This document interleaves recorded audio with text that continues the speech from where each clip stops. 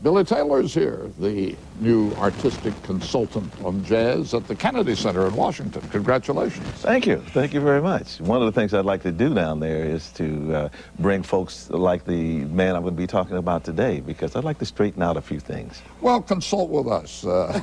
Go ahead. Tell us about this guy. Well, you know, there are musicians like the fellow I'm talking about today who all of the musicians like him. We like to work with him. He's doing what many young musicians do, taking all of the elements of the vocabulary and the repertoire, getting lots of experience and putting all of this together in his way.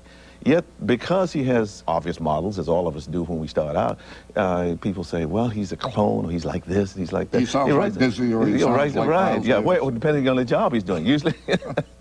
And so, but the musicians, without fail, recognize the fact that he's doing what we all do.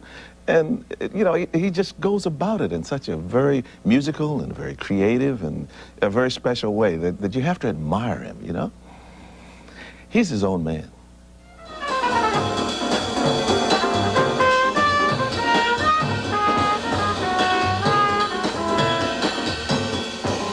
What I want to do is try to take the music as far as possible. I like to play on the edge, you know. I like to feel there's beauty in my playing, but I always like to be on the cutting edge of whatever's happening.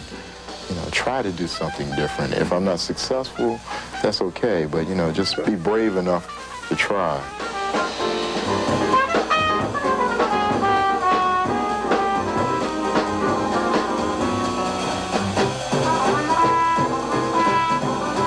His name is Wallace Roney. Jazz critics love him, but they've also called him a clone of Miles Davis, a man Wallace says he idolizes but can never equal. How do you feel about that? What does that do to you? Well, it's funny. If they put you in a space where you become defensive about it, and then I start to think, well, why am I defensive about a great man? I shouldn't be defensive about that. Critics called Miles Davis incomparable, a superstar.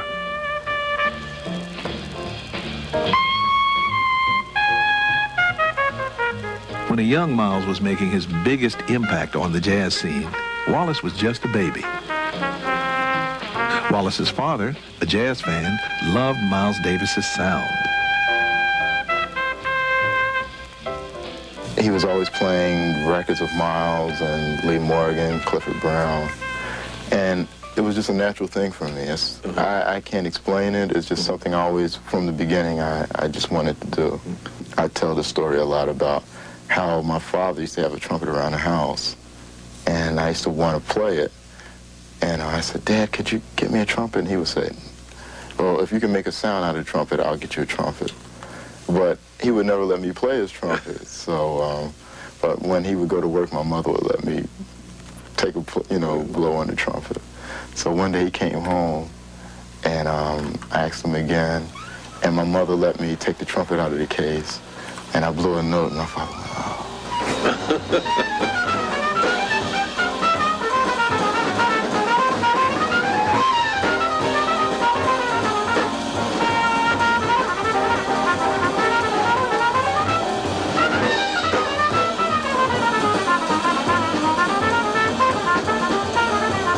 Wallace made it his instrument. He studied the jazz masters until a program at the Smithsonian brought him face to face with them. That's when I met Dizzy, and that's when I met Clark Terry. But I was so young, I guess he didn't think I could play. So one day he said, well, let me hear you play. Let me hear you play a scale. And I had just learned this Lee Morgan solo. So he let me play his trumpet. And I said, and Clark looked at me like, what?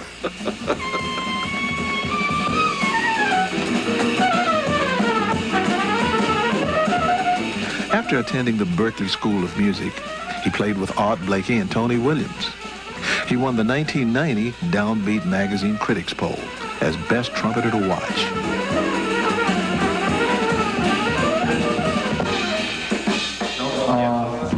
The trumpet player, please. He was in demand as a sideman because besides being influenced by Miles, he was also developing his own musical vocabulary. Wallace impressed 3 musicians who played with Miles on some of his most legendary recordings and engagements. Bassist Ron Carter. I expect him to be a major voice if he's not close to that already. This has got a great sound. It's a full sound, it's a big sound.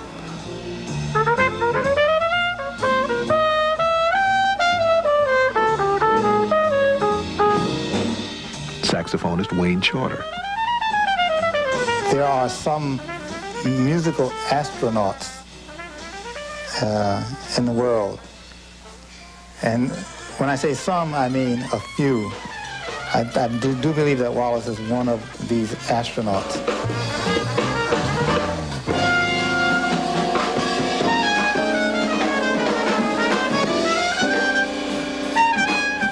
Pianist Herbie Hancock. The kind of sound, the combination of his sound and the types of creative things that he reaches for, and the fact that he really reaches, I think, is what really separates Wallace from the rest of the pack. Wallace got the break of his career during the 1991 Montreux Jazz Festival, where he was playing in the trumpet line. Miles, one of the headliners, was late for a rehearsal, and Wallace was waiting in the wings. So they asked me, well, would you mind playing Miles's parts? I said, no, I'd love to, you know, because I grew up with that stuff. So I was just going to do that until Miles came. And Kenny Garrett kept teasing me, telling me, well, wait till Miles comes. Miles going to say, man, you know, he's making up some stuff Miles might say. He kept teasing me. And then about 10 o'clock at night, we were playing, and I was going for it. And I heard somebody say, man, he sounds good as I don't know what. And I turned around to tell Kenny to shut up, and it was Miles. Miles standing there looking at me.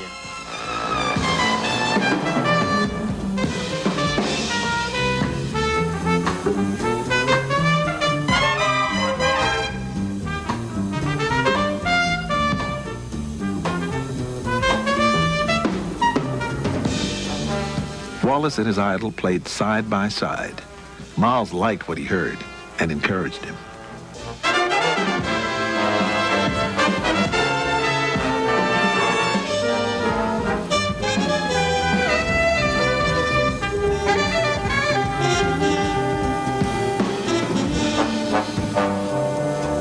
He just kept giving me more solos. He wasn't playing less.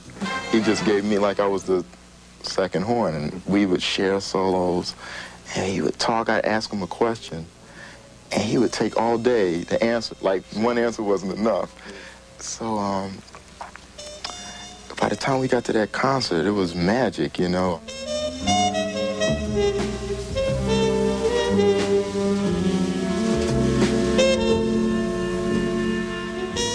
The look of adoration that Wallace had for Miles, and the feeling that Miles exhibited that was like, yeah, this is one of my sons, you know, that kind of thing. It was so beautiful to watch that it would bring tears to your eyes. For all of this close association and admiration, Wallace had to step out of Miles' shadow to find his own style.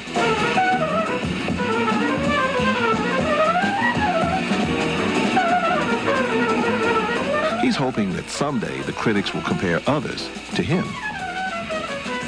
I play with everybody, and I've learned something from every great artist. They all were very kind to me. And I hope with my playing that I can inspire somebody, you know. 'Cause, you know, if I can inspire at least one person, you know, like Miles and like Dizzy and Clark did me, that would be cool, you know.